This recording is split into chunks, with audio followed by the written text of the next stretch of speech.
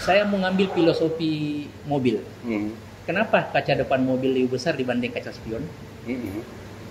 Karena masa depan jauh lebih penting dibanding masa lalu. Sempat nyanyi lagu. Saya sempat datang. Itu awalnya. Muncul kemudian untuk membangun aroma Palopo. Begini-begini kontraktor juga. Bukan kontrak. Kontrak. Meskipun tidak ada uang, tapi berusaha mencari tempat. Amalan juga nih Pak Karlin. Saya belum punya apa-apa, tapi melihat keinginan orang Bulukumba untuk makan kapurung, seperti yang saya harus cari tempat. Cari tempat ya. Meskipun belum ada kesiapan. Bilang pedagang waktu dalam uang, tidak ada uang. Tinggi sekali. Tinggi sekali. Tidak ada waktu ya. Ternyata padahal itu waktu adalah uang. Tidak ada uang seperti itu.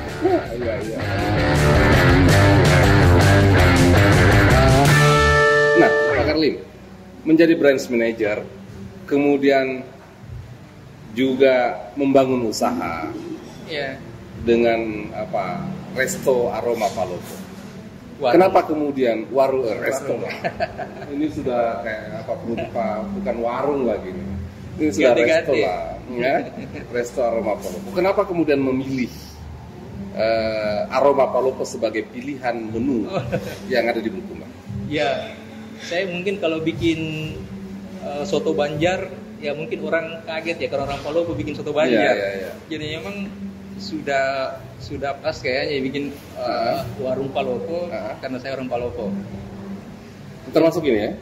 Ya, mungkin kalau zaman kita kuliah dulu tahun 90-an ya Pak Tommy, kalau di Makassar itu kita ketemu dengan orang Palopo cuma dua ditanyakan, kalau bukan durian, sagu. Betul. Dari mana? Palopo, sagu. Sagu ini, atau kalau musim durian ini. Durian. Jadi, berangkat dari situ awalnya sebenarnya tidak rencana untuk membuat.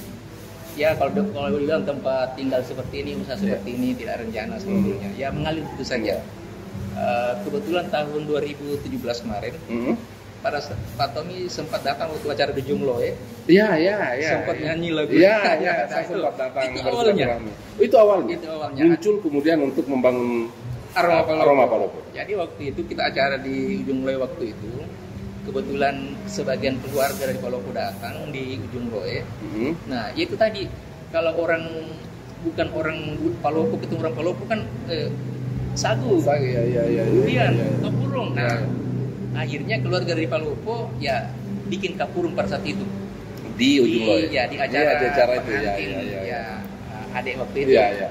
Nah, siang karena ada prasmanan, tapi tetap bikin kapurung karena permintaan keluarga. Nah, alhamdulillah justru mungkin karena sudah terbiasa dengan makanan yang kalau menikah. Kemudian ternyata itu laku. Kapurung yang berapa orang bilang di sini termos besar itu apa namanya itu? Itu malah yang habis sampai hari kedua.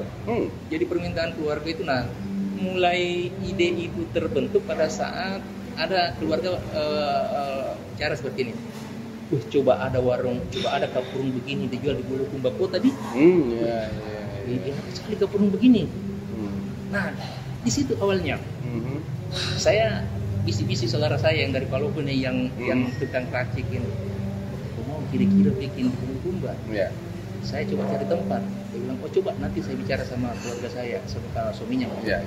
Awalnya gitu, balik ke Palopo, kita sepakat lewat telepon, saya cari tempat di sini. Saya cari tempat di Bulukumba. Itu awalnya. Awalnya sempat di dekat KPU ya. Awal pertama ya. Benar. Kontrak. Setelah itu beli aset. Kontrak 2 tahun. Jadi begini-begini kontraktor juga. Itu kan kontrak ya. Bukan kontrak. Jadi saya kontraktor 2 tahun. Jadi saya kontraktor 2 tahun.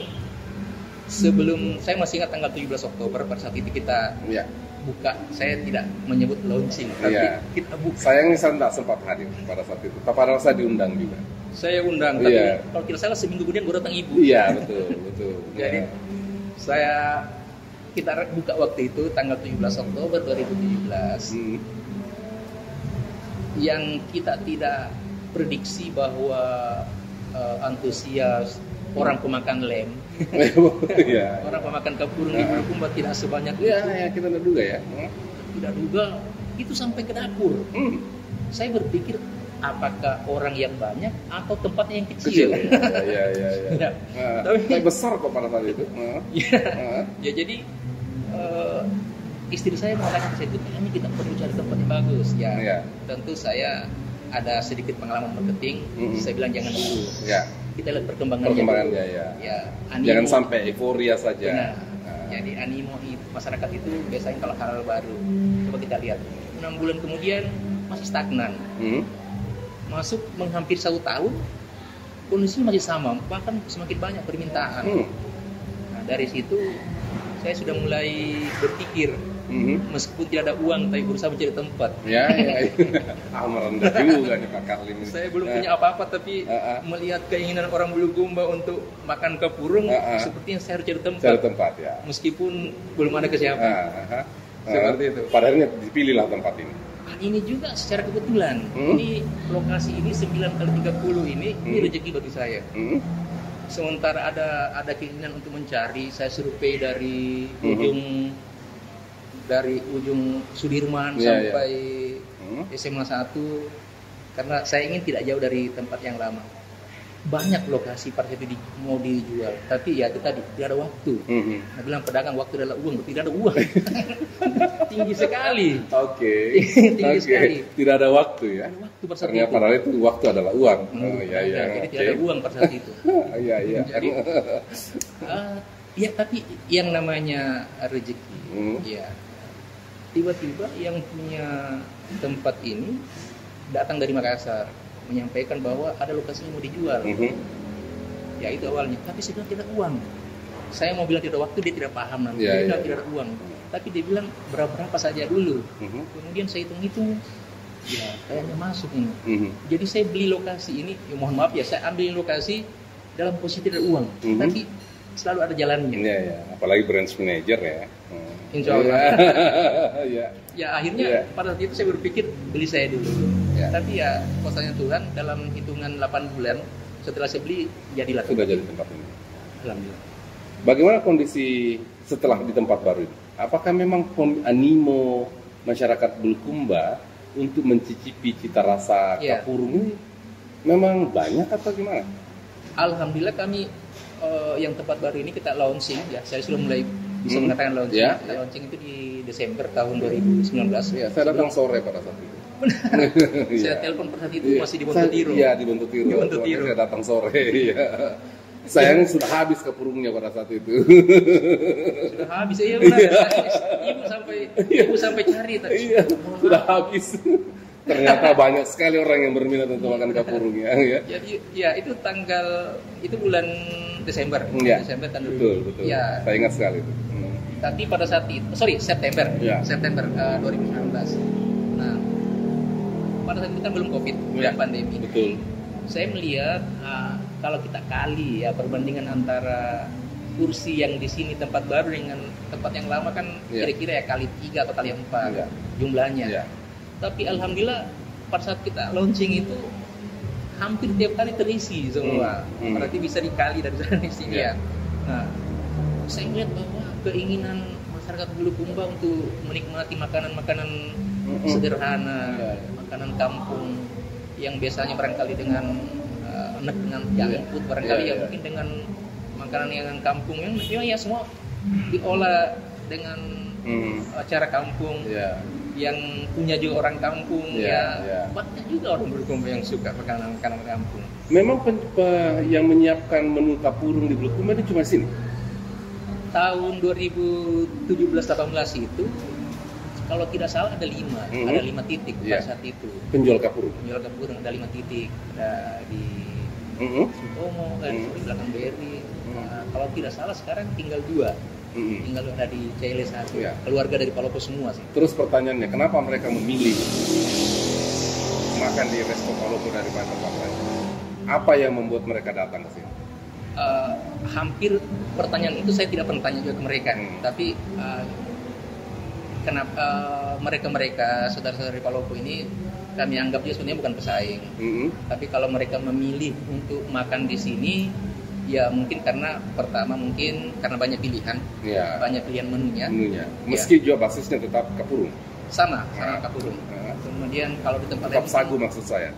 Benar, Pak. Kalau di tempat lain mungkin tidak ada parede. Nah, di sini ada parede. Kemudian di tempat lain mungkin belum ada yang seperti ini. Ya, yang tuh dibawa pulang ya, sambil belanja kalau sudah makan ya. Betul, di sini ada. Nah, kemudian ya bukan cuma itu, kami juga harus siap menerima tamu dengan pelayanan yang baik. Kemudian kami sediakan tempat yang meskipun sederhana tapi bisa membuat nyaman. Sambil menyanyi-menyanyi kalau mau. Wih, sambil menyanyi-menyanyi. Iya, apalagi pemiliknya jago menyanyi. Wih. Golam ya bos. Iya, seperti itu. Jadi kami harus siap diri untuk menyambut tamu, karena bagi saya bahwa saya merasa tidak berhasil kalau orang yang datang itu tidak datang kembali. Oke. Ya, saya punya prinsip bagaimana caranya mereka datang senang dan akan kembali lagi. Secara harga kompetitif nggak? Masuk apa secara harga itu apakah memang sesuai dengan kantongnya orang Bulukumba tidak? Ya. Belajar dari apa yang saya tahu ya tentang marketing. Barang laku itu selain karena kualitas juga karena pricing. Iya, betul. Ya, pricing kalau misalnya semua kalangan bisa jangkau ya, saya pikir barang itu bisa cepat laku. Ya, salah satunya kalau kapurung komplit itu sudah ada ikannya, ada udangnya, semua lengkap itu cuma 20.000, itu sudah paling mahal. 20.000 sudah paling mahal. Bahkan masih ada menu yang cuma 3.000. Oh ya, di sini? Di sini masih ada 3.000. Ada 5.000 yang paling banyak, 5.000. Masih ada 5.000. Ikan parede sudah dengan komplit semua, cuma dengan porsi jumbo cuma 20.000. Ya mungkin bahkan ada juga biasa keluarga pengunjung mengatakan seperti ini. Ada jika untungnya itu. Ya. Kenapa murah sekali? Apalagi sekarang kondisi mahal ikan. Ikan satu ekor itu sekarang harganya 12.000. Tapi tetap kita jual dengan harga yang sama. Tidak terlalu jauh dari harga itu. Tapi kadang-kadang saya jawab seperti ini, Pak Tom. Biar mie tidak untung, yang penting ada berkahnya. Iya. Di berkah itu pasti ya. Di dalam berkah itu pasti ada. Amin. Biar mie tidak untung, yang penting ada lebihnya. Kira-kira seperti itu. Oke. Biar mie tidak untung, yang penting ada sedikit lebihnya. Ada sedikit lebihnya. Ya. Terus dengan pandemi itu memberikan pengaruh terhadap nilai jual, nilai beli, daya beli masyarakat Bulukumba tidak? Apakah memberikan pengaruh terhadap dibanding sebelum pandemi? Setelah masuk pandemi ada pengaruhnya. Jadi bahkan bulan Maret 2020 pada saat puncak pandemi masuk, itu bahkan kami tutup sampai 3-4 bulan kurang lebih. Sempat tutup. Bukan karena tidak ada pengunjung. Kami malah justru menjadi bagian berkontribusi terhadap bagaimana. Betul. Padahal di depan saya sudah siapkan hand sanitizer, wastafel. Di dalam juga ada karyawan juga di sebelah sana masuk harus cuci tangan dulu, ganti sendal, ganti pakaian. Tapi saya masih ragu. Kemudian juga pemerintah pada saat itu menyarankan menyarankan supaya membatasi pengunjung. Dan bahkan ada yang sarankan waktu itu oke tutup saja tapi take away. Tapi saya pikir coba kita tutup total dulu. Siapa tahu dengan 3-4 bulan kita tutup pandemi berakhir. Seperti itu. Nah setelah kita buka, setelah habis lebaran bulan 7 bulan 8 2020 kita kembali buka. Alhamdulillah antusias normal kembali. Antusias masyarakat Bulukumba ya, tapi kita dengan protokol tetap dengan protokol menghindari kerumunan dan semacam. Pak Karlim, ini kue yang ketiga yang saya makan pada malam ini. Ini kue apa sebenarnya? Kalau di kampung saya namanya gambung. Ya. Kue gambung ini kalau saya lihat sebetulnya kalau di Bulukumba ada mirip-miripnya. Bilang orang Karake ya, apa namanya? Ya Karake karena isinya kelapa ya. Ya. Bilang orang Karake ini. Kadang-kadang kalau malam saya ada di sini orang bilang Karake, saya bilang bukan, ini gambung. Tapi ini juga dari sagu. Oh bukan. Kalau sagu yang ini bagian. Yang ini ya. Nah jadi ini kue gambung, memang saya melihat hanya ada di Palopo kayaknya. Mungkin ada tempat lain tapi rasanya berbeda.